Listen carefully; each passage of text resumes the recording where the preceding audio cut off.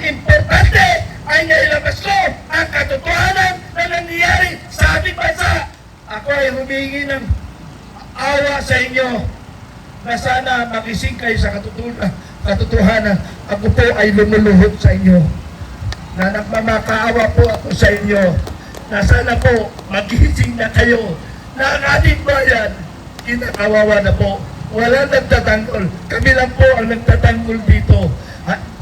Gusto nyo ba kami na lang magtanggol at kayo ay masarap? Kaya nakikiusap po ako sa taong bayan, magising na tayo sa katotohanan. Mabuhay ang EFP! Mabuhay ang Philippine National Police! Ay, correction pala, correction. Mabuhay ang hindi sip-tip na EFP! Mabuhay ang hindi sip-tip na EFP! Mahina eh! Dapat marinig nila! Dahil sila pag-asa natin! Mabuhay ang hindi sip-tip na EFP! Mabuhay ang hindi sip-tip na PNP! Mabuhay tayong lahat! Mabuhay ang Pilipino! Mabuhay ang United People's Initiative! Salamat mga kaibigan! Ang intro ko, ang Armed Forces of the Philippines.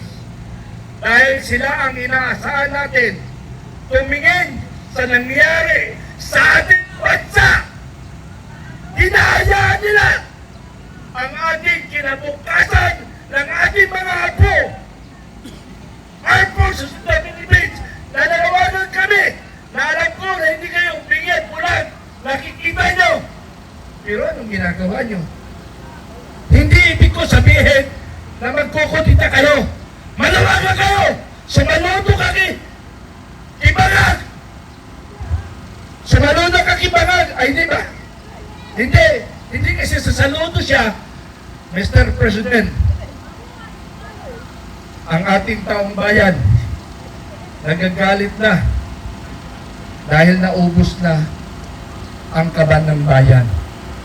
Sabi nga ni kanina ni Police Colonel Galang retired, yung withholding tax, yung withholding tax ng Philippine National Police at ng Armed Forces na inyong binabantayan na kayo ang unang ninanakawan. Pero alam ko, buksan mo. Pero alam ko mga kaibigan, ayaw nyo sana, kaya lang baka matransfer kayo. Alam niyo mga kaibigan, Philippine National Police, Armed Forces of the Philippines, naranasan ko na yan eh. Nung nilaban ng contract sa Zambales, si Governor Magsaysay, 2 beses ako ni-report sa Presidente. Tinawagan ako ng Division Commander, bakit mo pinagdudahan si Governor Magsaysay ng sumusuporta sa MP? Sila pinabaliktad. So, sabi ni General Gomez, baka binabaliktad lang. Ano? So, mga kababayan, kayo mga Philippine National Police at saka Armed Forces of the Philippines, hindi naman kayo papatayan eh. Kayo lang ay i-relieve sa posisyon. Tama hindi? Bakit natatakot kayo sa posisyon? Ano bang hinahanap nyo sa posisyon? May pera ba dyan? May pera? May sweldo na tayo. Ano bang hinahanap yung pera? Hindi nyo madadala sa okayan. Alam nyo, pag-uusapan ating mga kaibigan, ganito. Kasi puro corruption nangyari sa bansa. Ito sa akin ngayong kaibigan, direktamente titirahin ko ang dapat titirahin natin. Kasi para magising sila sa katotohanan, bigyan sila nga. Bawal na magburay. Ha? Sige, sir. Ano? Kayo na lang magmura. Okay, ganito mga kababayan. Inuubos ko ang boses ko para marinig tayo sa buong mundo na ang ating bansang Pilipinas, dawas, pinakamatindi ng ating bansa. Alam nyo mga kababayan, 3 lang gusto ko mangyari sa buhay ko bago ako mamatay, bago ako ilibing. 3 lang gusto ko mangyari bago ako mamatay. Makita ko ang pagbabago. Una, yung corruption. Yung corruption, bago ako mamatay, dapat mawala na yan. Kaya bago ako mamatay, bigay ng Diyos, mawala ng corruption. Pwede ba yan? Pwede! Okay. Pangalawa, communism, yung komunista. Yung komunista, number one mong kalaban yan ay Philippine National Police. Ang process ng Philippines. Bakit hindi nyo ubusin yung mga NPA? Pero sabi na, ubus na NPA. Sabi ko nga sa inyo, ang NPA sa Pilipinas ay hindi yan mauubos, hindi yan matatapos. Ilan years? 75 years, 100 years, how many years? Hindi matatapos ang NPA kung may korupsyon sa bansang Pilipinas dahil may issue sila. Ako mismo, karanasan ko yan. Magmula second lieutenant ako bago hanggang nag-retired ako, ang trabaho ko sa ground, hinahanap ko ang mga sinungaling ng mga NPA. Yung mga makabayang black na yan, ang titindi nila, ang kakapal ng mukha, napakasinungaling, yan makabayang black. Pero nakatanggap ng malita, may credibility pa ba ang mga makabayang black? Tumanggap, oy, Philippine National Police, Armed Forces, bakit hindi yung tingnan ninyo? Mayroon na ba kayong report doon? Pero kung may report man kayo, pagdating doon sa mesa ni Presidente, ibabasura lang yun.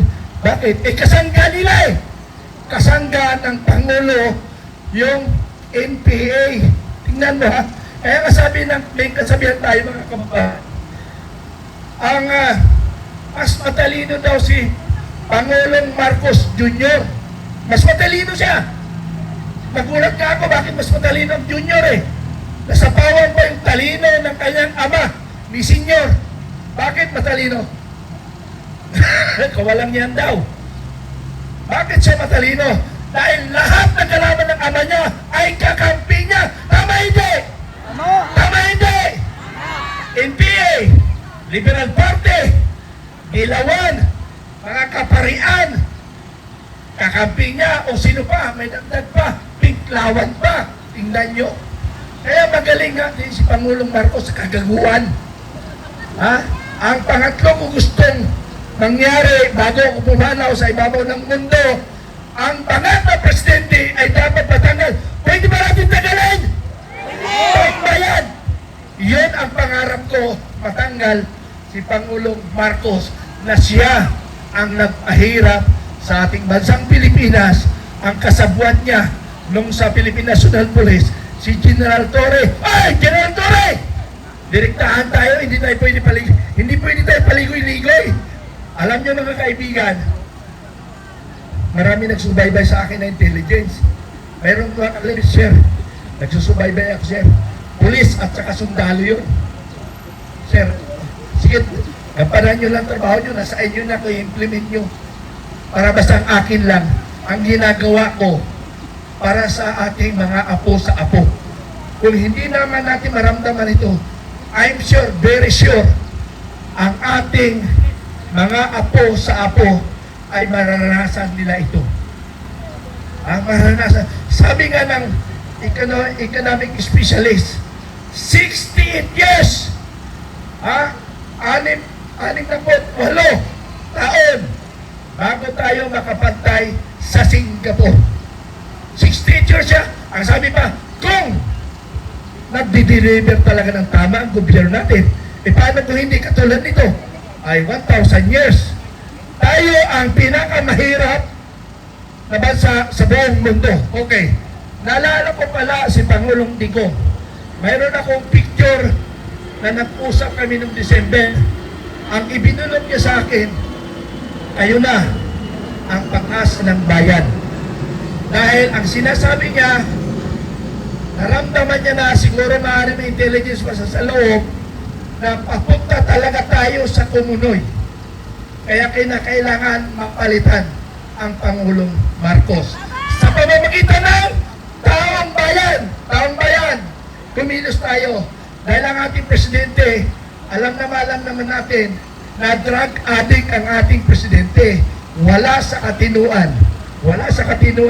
Alam nyo may mga addict, wala sa katinuan yan. Ang masakla pa ito, yung mga ikasiko dito, ikasiko dito, ano yung ikasiko dito? Andres Disaya. Tingnan nyo, mga kababaihan o mga kalalakihan. Ang mga Andres Disaya, pag sinabi ng babae, magluto ka, luto yan. Magsaing ka, saing pa rin. Maglaba ka, maglaba ka. Pero sa totoo lang, nakaranas ako niya na, ito ikwento ko sa inyo para maramdaman nyo ang ordinaryo lang ito na Andres Disaya. Ordinaryo lang ito na Andres Disaya. Bumisita ako sa isang detachment. Eh, ang hari-hari doon, yung asawa, eh, hindi naman naka-uniforme asawa. Eh, inutures lang tumira sa kampo. Siyang nasusunod doon, hindi yung detachment commander. So, ganun ang nangyari sa Malacanang. Alam nyo ba, mga kababayan, may classmate kasi ang aking anak sa Malacanang sa law staff. Sa law staff. Alam nyo ang ginagawa na kwento ng anak ko sa akin? Sinisipa lang si Marcos ni First Lady. Sa hagdanan pa yun, sa harap ng tauhan niya. Napakawalang niya ang pamilya Marcos Jr. Wala sila, hindi ka dapat galangin yan. Totoo po yung kwento na yan. At marami kayo karanasan yan. Na hindi dapat ginagalang unang-una yung mahinang leader. Pangalawa, inubos niya ang kaban ng bayan. Kaya dapat taong bayan makinig. Ulitin ko, kung hindi na isa ang mga inaasahan nating pinuno, ay dapat itong laban natin ito ay tapos na. Sino dapat ang una natin sisihin dito? Sino dapat ang sisihin ng taong bayan? Unang sisihin natin si Secretary Gibo. Sir, may idol, pero ngayon walang iyakan na sa aking paningin. 3 complaint ko sa iyo. Sumulat ako sa iyo. Sinasabi mo busy. Hindi mo nga maayos ang problema ng ating bansang Pilipinas eh. Tapos sasabihin mong busy ka. Sumulat ako 3. Bakit? Mayroong 4.9 billion sa loob ng armed forces sa aming retirement pension benefits. Hanggang ngayon, tinatago nila. Kaya ngayon, bawal ang pumasok ng kampo. It's because of that. Personalan nila ang tinitira. Pero lalaban ako habang ako'y nabubuhay sa armed forces sa aming benefits. Kaya yung mga police, Coast Guard, ano pa man, sa akin tumatawa, sir, paano mo ako matulungan? So binibigyan ko ng idea, paano mo sila matulungan? Kaya mga kababayan, sana ako ay nakikiusap ang taong bayan, sana lumabas na kayo, umilos na tayo. Ulitin ko po, sino ba yung mga... Isa pa si General Torre. Talaga hindi ko makakalimutan si Torre. Di ba General Manager siya ng MMDA? Eh bakit hindi natin nakikita dito sa lansangan? Hoy, General Torre, nasaan ka ba? Ha? Nagwawalis? Dati nung PNP chief ka, siga mo. Nung CIDG chief ka, siga mo, gago. Nagtapang mo. Asa ka nga, wala kang bodyguard. Kaya sabi ko, panawagan ko sa armed forces at saka Philippine National Police, wala naman kayo nagagawa, manahimik kayo. Kasi ang taong bayan, lalong nagagalit sa inyo pag nagsalita kayo. Katulad, ang salita, ganito. Ang salita nila, ganito. Eh, hindi naman expiration, punyeta. Bakit pinag-uusapan ba yung mga title? Ang pinag-uusapan yung malita. Ay, sos. Kaya nga nagsalita si I'm sorry, Colonel Trinidad, diretsaan lang ako. Okay na magsalita na nakikiusap ang sandaang bayan na hindi dapat gamitin ang ex-parent. Ano ibig sabihin? Yung certificate nila, pwede bang ibaliwalayan? Yung pangalan nila? Ako, sabi kong ex-military ako, ayaw nyo tanggapin. Paano yung order ko? Pag ako namatay, may bandila ako. Ano yon? Yung ex-parent, pag namatayan, may bandila. Tapos sasabihin nyo na, hindi pwede entitled kagaw. Hindi pwede gano'n. Sabi ko nga sa inyo, para hindi kayo maputakti ng taong bayan, hindi kayo maputakti ng taong bayan, huwag na kayo magsalita. Kasi ang taong bayan nakatingin sa inyong lahat. nakatingin po sa inyo. Sorry, General Browner, sir.